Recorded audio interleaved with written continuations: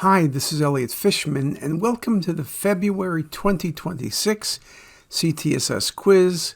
I have 10 most outstanding questions to show you and have your opinion, and then we'll discuss the answer. So with that, let's get started. The key finding in this case is Well, you look at the mediastinum, the most impressive thing I see is there's thickening of the esophagus. On the image on your right, there's a fistulous tract between the esophagus and the right main stem bronchus. So what could this be? It surely could be esophageal cancer, which is growing to and invading the trachea. It's not simply tracheal wall thickening. The tracheal wall is abnormal, but that's because of the process that began in the esophagus, in all likelihood. Esophagitis is a possibility. The esophagus is thickened, but just esophagitis is not going to explain the communication between the esophagus and the right main stem bronchus. What about C, a TE fistula? Well, this definitely is a fistulous tract between the trachea, main stem bronchus, and the patient's esophagus. This, in fact, was esophageal cancer, but the key finding is the fistula. Now, you could see this with really bad esophagitis, you can see this with trauma, and you can see it with cancer. And this was a good example of a TE fistula due to esophageal cancer. The most likely diagnosis in this 20-ish-year-old male is, well, we see a mass in the anterior mediastinum, which extends up along the left paratracheal zone. It's both solid and cystic. I don't see adenopathy. I don't see extension through the chest wall, and there's no real vascular abnormality except for slight compression and displacement of the left subclavian artery. It could be a thymoma, but thymomas aren't that common in 20-year-olds. It could be lymphoma. You can get cystic lymphoma, so that's a possibility. Thymic carcinoma, can't exclude that. Thymic carcinoma usually grows downward, doesn't go as far up as we see on the image on the right. What about a teratoma? Well, teratomas can be solid and they can be cystic. They can be large. This is a really tough case. I don't know what the right answer should be.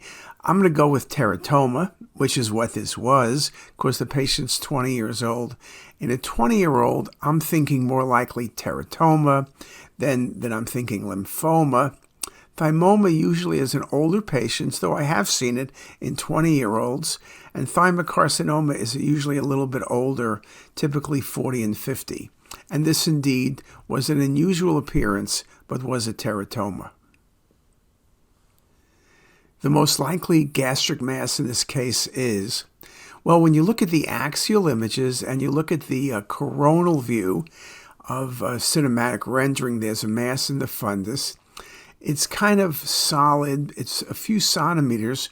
It looks like some faint calcification and maybe a tiny cystic region. This could be an adenocarcinoma only because adenocarcinomas can arise from polyps, so I can't exclude that. This is not going to be a pancreatic rest. They're typically very vascular and more common in the antrum. It could be a GIST tumor. That's a definite possibility. But because it's smaller, you could think of a leiomyoma. Typically, leiomyomas are under 5 centimeters. GIST can be over 5, but they also can be under 5. So I'm going to go with a leiomyoma here, knowing that if you tell me it's a GIST tumor, I couldn't argue. Adenocarcinoma is just not the right appearance. And upon biopsy and removal, this was a leiomyoma. Leiomyomas are benign, but again, with the pathologists, they typically speak about leiomyomas and GIST almost in the same breath. If a lesion is under 5 centimeters and a GIST, it's likely not going to be aggressive and the patient will do very well. The most likely pancreatic mass in this case is, well, when you look at the images, there's a cystic lesion projected off the anterior body and tail of the pancreas. It's well defined in water density. If I didn't tell you it was pancreas, you could think about a mesenteric cyst, you could think about a lymphangioma. But if it's a pancreatic mass, it's not a serous cystadenoma because it's really exophytic to the gland, coming like off the surface. Same thing about a mucinous cystic neoplasm or MCN or a SPEN tumor, which can be cystic, but never this cystic. Here the lesion is cystic, it's homogeneous, and that exophytic appearance to the pancreatic gland is most classic for a lymphoepithelial cyst.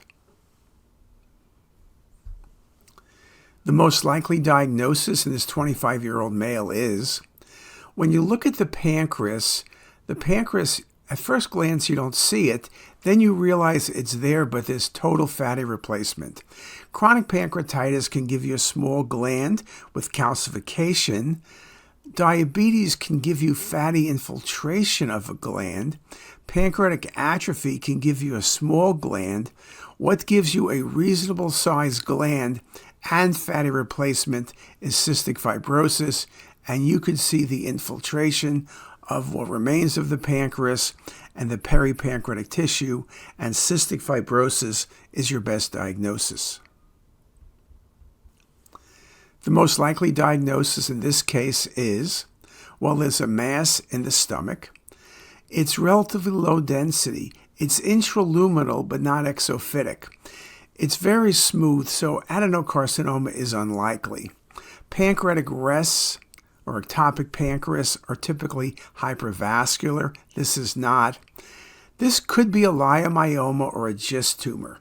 Now, GIST tumors are often exophytic, but they can be intraluminal and they can be both. Just because of the size, which is 5 centimeters, I'm going to go with a GIST tumor. But again, if this comes back a leiomyoma, I'm not going to be surprised. And this came back as a GIST tumor.